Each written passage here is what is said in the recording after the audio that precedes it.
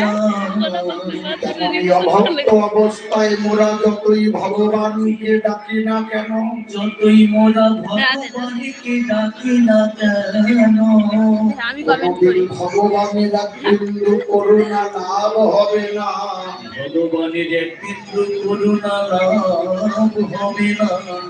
যদি এই দেহটাকে ভক্তে পরিণত করিতে হয়, ভক্তি পরিণত করিতেই হয়, সকল অহংকার পরিত্যাগ করে, সকল অহংকার পরিত্যাগ করে ভক্তের চরণে